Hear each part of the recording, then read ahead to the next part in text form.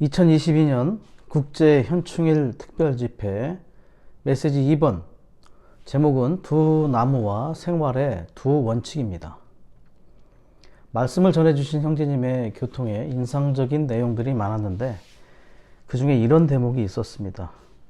오늘 세계의 상황을 볼 때 우리가 정말 이 시대의 끝에 있다는 것이 분명하다는 것입니다. 우리가 주님을 만날 때 어떤 상태에서 만날까요? 주님을 생명나무로 누리면서 만나기를 원하지 않습니까? 라는 교통이었습니다. 정말 그러한 상태로 주님을 맞을 수 있기를 고대해 봅니다. 우리 모두 생명나무이신 그리스도, 주님의 말씀을 늘 먹고 읊조리며 그분의 다시 오심을 기다릴 수 있다면 정말 행복한 그분의 연인들로서 그분을 맞이하게 될 것입니다. 우리 사람에게는 무엇을 먹고 받아들이느냐가 아주 중요합니다. 사람의 모든 것은 그가 무엇을 먹는가에 달려 있다고 말할 수 있습니다. 먹는다는 것은 외부의 어떤 것을 우리 안으로 받아들여 우리의 내적 조성이 되게 하는 것을 말합니다. 성경은 시작인 창세기부터 먹는 사상으로 충만합니다. 창세기 2장의 생명나무가 그 시작이죠. 우리는 사람에게 주신 하나님의 첫 번째 계명이 행위에 관한 것이 아니라 자신을 음식의 형태로 제공하여 그가 먹는 것이었음을 잘 알고 있습니다. 그러나 비극의 서문인 창세기 3장에서 보면 이 생명나무로 가는 길이 사람의 타락으로 인하여 사람에게 막히게 됩니다. 그리고 나서 이 생명나무가 다시 우리에게 열리게 되지요.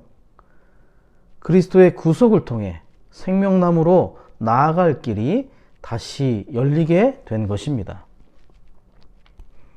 히브리서 10장 18절과 19절을 근거로 담대하게 우리가 나아갈 수 있게 된 것입니다. 예수 그리스도의 피로 말미암아 피 안에서 우리는 담대하게 생명나무 앞으로 나갈 수 있게 되었습니다. 그리스도의 구속이야말로 생명나무로 나아갈 수 있게 한 아주 위대한 사건이라고 말할 수 있을 것입니다. 이번 메시지의 주된 내용은 우리가 선악 지식의 나무를 먹고 받아들임으로 옳고 그름에 따라 사는 것이 아닌 생명나무이신 하나님을 먹고 그분의 어떠하심을 받아들임으로 생명의 원칙 안에서 살아야 한다는 것을 강조하고 있습니다. 로마서 1번은 창세기 2장에서 두 나무, 즉 생명나무와 선과 악의 지식나무를 통해 생활의 두 원칙이 세워진 것을 보여줍니다. 무엇이든 성경에서 처음 언급된 내용은 원칙을 세웁니다. 창세기 2장에서의 두 나무에 대한 것은 결국 사람 안에서의 두 생활의 원칙이 세워지게 되었음을 보여주는 것입니다. 로마서 2번은 그리스도인의 생활의 원칙이 속생명에 의한 내재적인 것임을 말하고 로마서 3번에서는 좀 더 실제적인 방면으로서 생명의 원칙에 따라 살기 위해서는 우리의 영과 혼이 분별되고 분리되어야 함을 강조합니다. 로마서 4번은 내적인 생명의 감각을 따름의 중요성을 말하고 로마서 5번에서는 메시지의 전체적인 결과로서 생명의 원칙에 따라 사는 자들은 생명과 죽음의 일들을 분별할 수 있는 역량이 있음을 말하고 있습니다. 자, 이제 로마서 1번으로 가보겠습니다. 그리스도인들이 선과 악의 원칙이 아닌 생명의 원칙에 따라 살아야 함을 말하지만 두 나무에 의해서 때로 생명의 원칙이 아닌 옳고 그름의 원칙에 따라 살 수도 있다는 것을 로마서 1번에서 보여주고 있습니다. 우리가 주 예수님을 생명으로 얻었을 때 우리는 생명에 더하여 생명의 원칙도 함께 얻었음을 또한 알아야 할 것입니다. 우리 모두가 이것을 기억하기 원합니다. 거듭남을 통해 생명을 얻었을 때 생명의 원칙도 우리는 함께 얻었으므로 우리는 생명의 원칙에 따라 살아야 하고 또한 살 수 있는 역량이 우리 안에 있는 것입니다. 우리가 이 원칙을 알지 못한다면 생명의 원칙은 제쳐두고 옳고 그름의 원칙에 따라 살게 되어 있습니다. 그러나 우리가 얻은 이 원칙을 우리가 분명히 이해한다면 우리가 어떤 것을 할 때 그 일에 대해 옳고 그름을 묻는 것이 아닌 우리 안의 생명과 그것이 부합되는지를 확인하게 되는 것입니다. 오늘날 세상 사람들의 생활의 원칙에는 적어도 세 가지가 있습니다. 죄악으로 말미암아 살거나, 옳고 그름으로 말미암아 살거나, 생명으로 말미암아 삽니다. 죄악으로 말미암아 사는 자들은 육체의 정욕에 따라 살고 세상의 풍조에 묶여 그들의 마음속에 운행하는 악한 영을 따라 사는 것인데, 사실 우리는 적어도 최소한 이렇게 살지는 않는다고 볼 수 있겠죠. 우리는 생명으로 말미암아 살거나 아니면 옳고 그름을 따라 판단하거나 이렇게 하는 것입니다. 창세기 2장의 그 두 나무는 사람이 먹을 수 있는 두 선택지가 있다는 것을 보여줍니다. 사람은 독립적으로 만들어진 것이 아니라 의존하도록 만들어졌습니다. 사람은 일생 동안 그 의존하는 일을 해야 합니다. 그것이 그의 운명이죠. 우리가 무엇을 의존하는가가 우리의 운명을 결정합니다. 기묘한 것은 생명나무를 누리면 누릴수록 하나님을 더욱더 의존하게 되지만 선과 악의 지식나무를 접하면 접할수록 사람은 의존적인 존재에서 점점 더 독립적인 사람이 되어 간다는 것입니다. 현재 나의 상태가 하나님과 또 지체들을 의존하는 것을 기뻐하는지 아니면 단독적이고 독립적이기를 좋아하는지를 고려해 보면 내 안에 생명의 원칙이 우세한지 선과 악의 지식의 원칙이 우세한지를 가늠해 볼 수 있을 것 같습니다. 사람은 타락한 후에 생명에 대해 눈멀고 분명하지 않게 되었습니다. 사람의 사고 안에는 생명의 요소가 조금도 없고 선과 악의 지식의 관념이 가득하게 되었습니다. 온종일 사람은 선과 악의 지식의 영역과 한계 안에서 맴돌며 단지 악을 거절하고 선을 행하는 것만 주의하며 살게 됩니다. 워치만 형제님과 형제님보다 2살이 더 많은 한 형제님, 그리고 바보 자매님과의 일화는 우리 그리스도인들이 교회 안에서 봉사하고 수고할 때 얼마나 선악 지식의 원칙 안에 있을 수 있는지를 설명해 줍니다. 네 형제님은 자신보다 2살 많은 형제님과 자주 의견 대립이 있게 되는데, 그때마다 바보 자매님을 찾아가면 자매님은 나이가 적은 사람은 마땅히 나이가 많은 사람의 말을 들어야 한다고 권면을 해 주십니다. 그런데 한 번은 네 형제님보다 7살이 더 많은 형제님의 말을 형제님보다 2살이 더 많은 형제님이 듣지 않는 것을 보고 와신상담하여 다시 한번 바보 자매님을 찾아가서 따지게 됩니다. 이번에야말로 그 형제님이 나이가 더 많은 형제님의 말을 듣지 않으니 옳지 않고 잘못된 것이 아니냐고 말했죠. 그러자 자매님은 네 형제님에게 이렇게 말합니다. 그대는 아직도 그리스도의 생명이 무엇인지를 보지 못했는가? 아직도 십자가를 알지 못하는가? 그대가 따지는 것은 옳고 그름이지만 나는 십자가의 생명을 말하는 것일세. 그대는 교리적으로는 옳지만 그대 속의 느낌은 어떠한가? 라고 물으셨습니다. 네 형제님은 교리적으로는 자신이 옳았지만 속 생명 안에서는 자신이 틀렸음을 시인하지 않을 수 없었습니다. 그날부터 네 형제님은 빛을 보기 시작했고 점차 하나님 앞에서 자신의 생활이 생명의 원칙을 따르는 것인지 옳고 그름의 원칙을 따르는 것인지를 분별하게 되었습니다.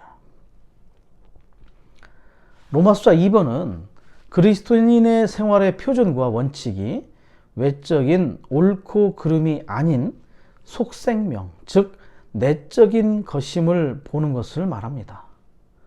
옳고 그름의 원칙의 표준은 세상 사람들이 살아가는 표준입니다. 로마서 2번에서의 또 하나의 중요한 포인트는 선과 악 중에서 악한 것뿐만 아니라 선한 것들도 그리스도인들은 피해야 한다는 것입니다. 왜냐하면 선이라는 표준보다 더 높은 표준인 생명이라는 표준이 우리 그리스도인들에게 있기 때문입니다. 그래서 그리스도인들의 생활의 표준은 악한 것들을 처리하는 뿐만 아니라 옳고 선한 것들도 처리하는 것입니다. 그래서 우리는 우리가 범한 죄들에 대해서뿐 아니라 우리가 행한 선한 일들에 대해서도 하나님 앞에서 회개해야 합니다. 그런 말을 들은 적이 있습니다. 장래 불못을 볼 기회가 혹시 생긴다면 그곳에 무수히 많은 선한 사람이 있음을 보게 될 것이다. 이 말은 사람의 타고난 천연적인 선은 육체에 속한 것이고 하나님 앞에 가치가 없으며 반드시 회개를 통해 처리되어야 할 항목인 것을 우리에게 말해주는 대목인 것입니다.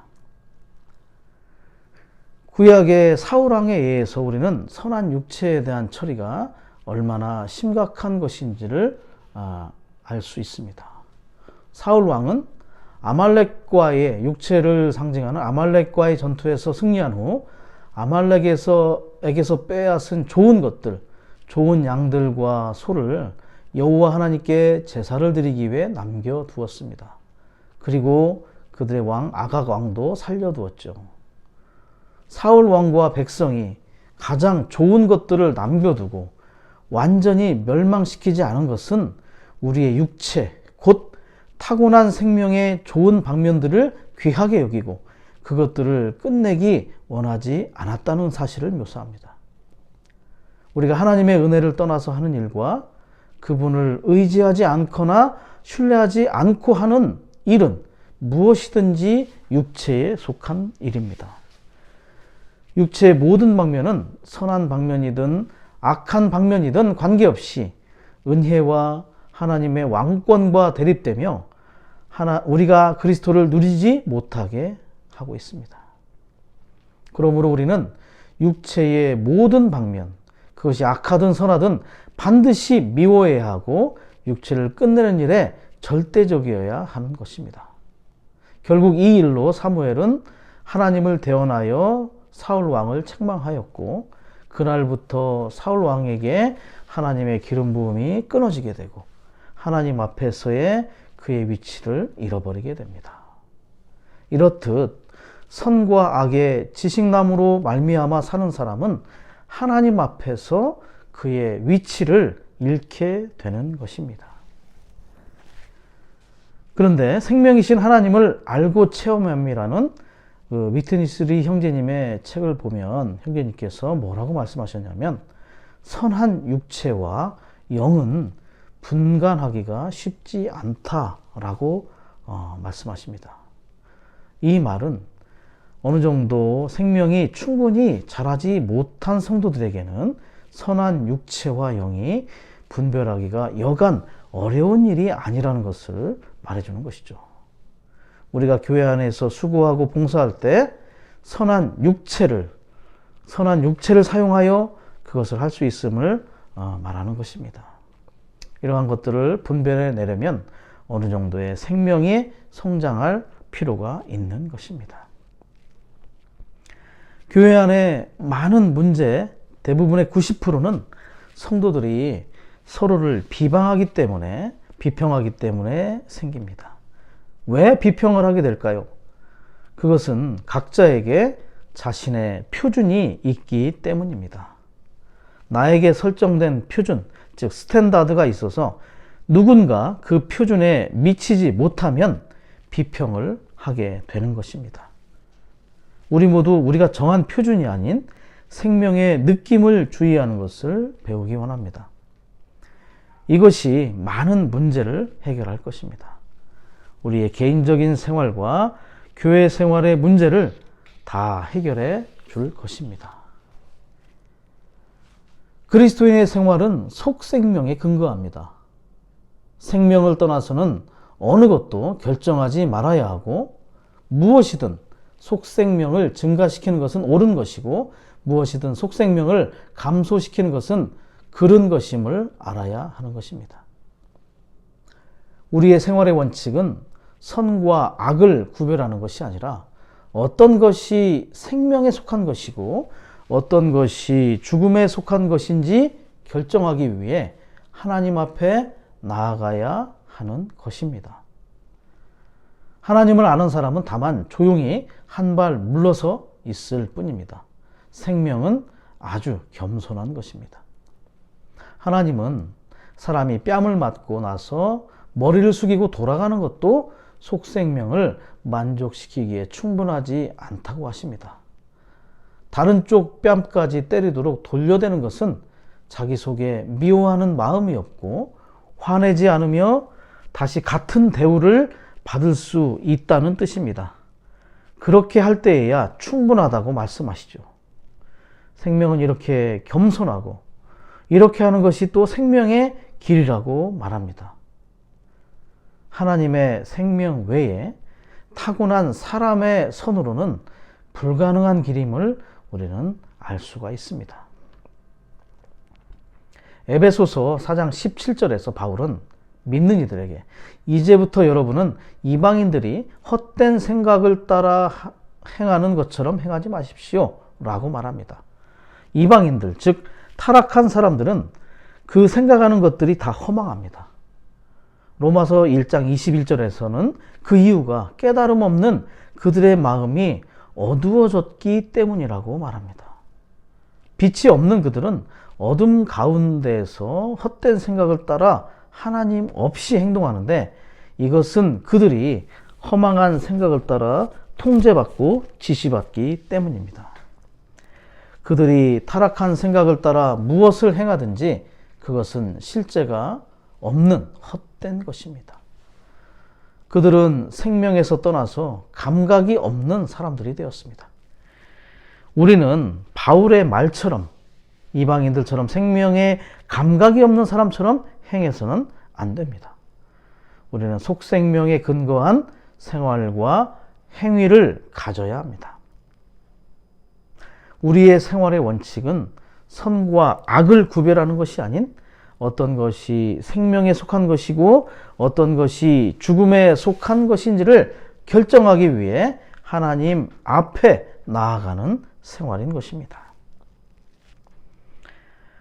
로마서 3번에서 우리는 생명의 원칙에 따라 생활하고자 할 때 반드시 영과 혼이 분별되어야 한다고 말합니다. 또한 우리는 영에 대해서도 분명하게 알아야 합니다. 영과 혼을 분별하는 주된 말씀 구절은 히브리서 4장 12절이죠. 하나님의 말씀은 살아있고 효력이 있으며 양날이 선 어떤 칼보다 더 날카로워서 혼과 영 그리고 관절과 골수까지 찔러 쪼개고 심지어 마음의 생각과 의도도 분별해 낼 수 있다고 말합니다.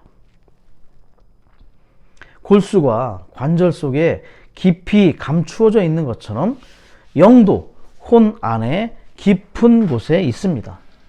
관절과 골수를 쪼개려면 주로 관절을 깨뜨려야 하는 것처럼 영과 혼을 나누려면 혼이 파쇄되어야 합니다. 우리의 혼은 바로 우리의 자아입니다. 히브리서 라이프 스타디를 볼 때 파리 끈끈이에 파리가 붙어 있는 것처럼 우리의 혼도 영에 아주 긴밀히 붙어 있다고 말합니다. 아주 떼기가 어렵다는 얘기죠. 그러나 우리가 주님을 따를 때 우리의 우리의 자아는 부인되어야 하고 영으로부터 분별될 필요가 있습니다. 이것을 가능하게 해주는 유일한 수단은 바로 살아있고 효력 있는 날카로운 칼과 같은 하나님의 말씀뿐인 것입니다. 우리에게 이러한 항상 있고 즉각적인 레마의 말씀이 너무나 필요한 것입니다. 말씀에 더욱 귀를 기울이며 그분이 우리 안에 말씀하실 수 있도록 말씀을 추구하는 자가 되기 원합니다. 그리고 사람의 영을 아는 것이 아주 중요합니다. 스가랴서 12장 1절을 볼 때 하나님에 대해 하늘을 펼치시고 땅에 기초를 놓으시며 사람 안에 영을 지으신 분으로 묘사되는데, 넓고 큰 하늘들을 말할 때 천체 물리학 등을 사용하여 설명하지 않았죠. 다만 그냥 쭉 펼쳤다고 말씀하십니다. 또 땅에서도 지구과학 등을 사용해서 말하지 않고 다만 기초를 놓으셨다고만 말씀하시죠. 그리고 사람 안에 영을 하늘들과 땅과 동일선상에서 말하는 것을 볼 수 있습니다. 하나님께서는 하늘들이나 땅을 사람 안에 있는 영보다 그렇게 중요하게 여기지 않으셨음을 봅니다. 그저 하늘들을 쭉 펴셨다, 그리고 땅에 기초를 놓았다, 이 정도에서 하늘들과 땅을 설명하는 걸 볼 수 있죠. 하늘들은 땅을 위해 있고 땅은 사람을 위해 있고 사람은 하나님을 접촉하고 하나님을 받아들이고 경배하고 하나님을 살고 하나님을 위해 하나님의 목적을 성취하고 하나님과 하나 될 수 있도록 하나님에 의해 영을 가진 존재로 창조되었습니다. 사람의 영은 하나님의 경륜을 성취하기 위한 가장 중요하고도 전략적인 지점이라고 말할 수 있는 것입니다. 그 영이신 주님은 우리의 영 안에서 사시고 거하시고 일하시고 움직이시고 활동하시며 우리의 영은 그분과 지금 한 영입니다. 우리가 일상생활에서 그분을 체험하기를 갈망한다면 우리의 영을 분별하는 것을 배워야 할 필요가 있습니다. 고린도전서 2장 14절과 15절에서 바울은 혼적인 사람은 하나님의 영의 일들을 받아들이지 않는다고 말합니다. 왜냐하면 그 일들이 그 사람에게 어리석게 보이고 그런 일들을 알 수도 없기 때문이라고 말합니다. 주님은 우리의 영 안에 계십니다. 우리가 우리의 영을 분별할 줄 알고 우리의 영이 생각, 감정, 의지와 다르다는 것을 아는 것은 아주 중요한 것입니다. 이러한 차이점을 알지 못한다면 왕왕 주님과의 교통이 좌절될 것입니다. 우리 존재의 가장 깊은 곳에 있는 내적 감각과 깊은 의식을 따르는 것을 배우고 알고 실행해야 할 필요가 있습니다. 그 감각과 의식이 바로 영 안에 사시는 주님의 느낌이기 때문입니다. 우리의 옳은 것이든 그른 것이든 혼 안에서 하는 모든 것은 옛사람 안에서 살고 행하는 것입니다. 우리는 반드시 우리의 혼생명, 우리의 자아를 부인하는 것을 배워야 합니다. 우리가 우리의 영을 따르고 우리의 영 안에 있는 느낌을 따를 때 하나의 결과가 있을 것인데, 그것은 그리스도께서 우리의 마음의 거처를 정하시는 것입니다. 이것은 주님께서 우리의 생각과 감정과 의지와 양심을 채우시는 것을 의미하고 우리의 전 존재가 그리스도로 충만되는 것을 말하는 것입니다. 로마서 4번은 생명의 내적인 감각의 중요성을 말합니다. 생명의 감각의 두 방면은 부정적인 방면과 긍정적인 방면이 있습니다. 모두 로마서 8장 6절에 근거하고 있는데, 부정적인 방면에서의 생명의 감각은 죽음의 느낌입니다. 약하고 공허하고 불편하고 불안하고 침체되고 메마르고 어둡고 속에서 괴롭다고 느끼는 것입니다. 로마서 3번에서 말하는 영과 혼이 분리되지 않을 때 우리의 혼의 주도적인 방면인 생각을 영에 두지 않고 육체에 둘 때 이러한 부정적인 방면들의 생명의 감각을 만지게 되는 것입니다. 그리고 긍정적인 방면에서 생명의 감각은 힘, 만족, 평안, 안식, 해방감, 생기있음, 적셔짐, 밝음, 그리고 위로의 의식을 포함하는 생명과 평안의 느낌입니다. 우리의 생각이 관건이죠. 생각을 육체에 두느냐, 영에 두느냐에 따라 생명의 감각은 죽음의 느낌이거나 생명과 평안의 느낌으로 옮겨지게 됩니다. 생각은 늘 작은 에덴 동산과도 같습니다. 선택의 기로에 늘 있는 것이죠. 영을 선택하여 생명나무를 취하든 육체를 선택하여 선과 악의 지식나무를 먹든 긍정적인 생명의 감각이든 부정적인 생명의 감각이든 결과가 우리에게 말해주는 것입니다. 생명의 감각의 근원은 신성한 생명, 생명의 법, 성령, 우리 안에 거하시는 그리스도, 우리 안에서 운행하시는 하나님입니다. 생명의 감각의 기능은 우리가 타고난 생명 안에서 살고 있는지 아니면 신성한 생명 안에서 살고 있는지, 또한 우리가 육체 안에서 살고 있는지 아니면 그 영 안에서 살고 있는지를 알도록 하는 것입니다. 믿는 이의 생명의 성장은 그가 내적인 생명의 감각을 어떻게 대하는지에 달려 있다고 말할 수 있습니다.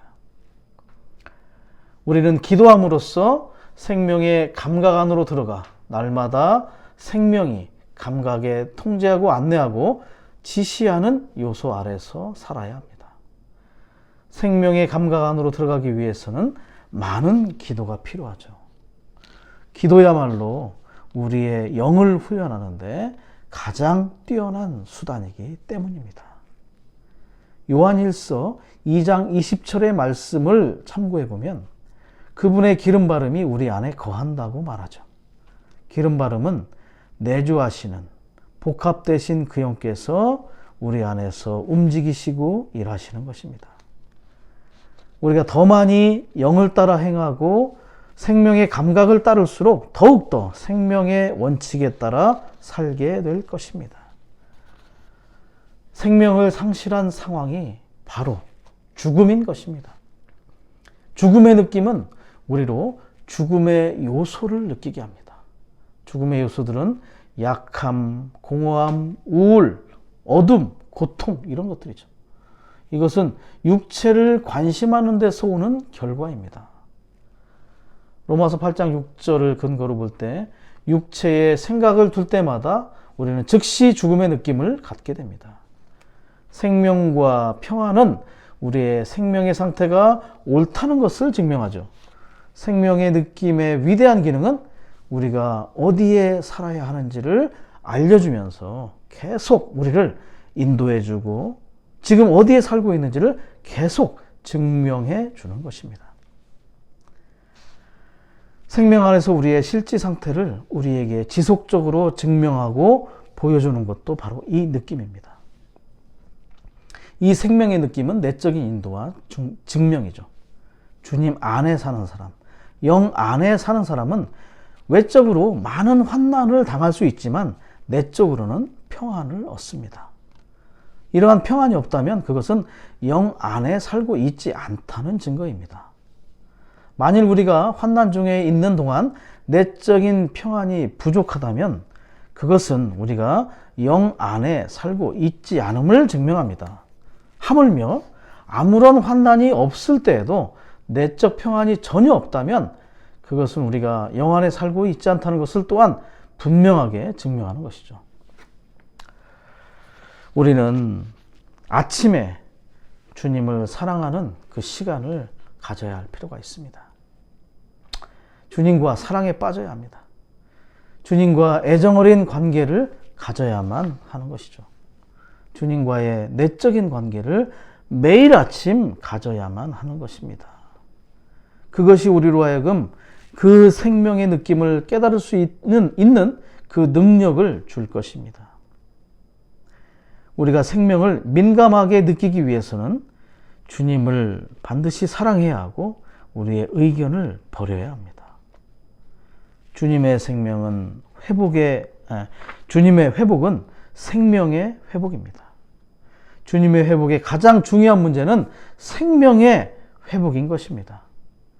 우리가 더 많이 영을 따라 행하고 생명의 감각을 따를수록 더욱더 생명의 원칙에 따라 살게 될 것입니다. 로마서 5번은 결과이죠. 우리가 생명의 원칙에 따라 산다면 옳고 그름에 따라서가 아니라 생명과 죽음에 따라서 일들을 분별할 것이라고 말하는 거죠. 어떤 것을 분별하는 최상의 길, 곧 분별의 비결은 생명이냐 죽음이냐에 따라 분별하는 것입니다. 우리는 우리의 생명 공급이신 그리스도에 대한 누림을 빼앗는 뱀에게 속한 모든 말을 거절하고 항상 생명 공급이신 그리스도에 대한 누림 안에서 그 영께 속한 우리를 강하게 하는 주님의 진정한 사역, 신약의 사역에 속한 것들을 받아들이기를 더 배우기 원합니다. 주님을 찬양합니다. 아멘.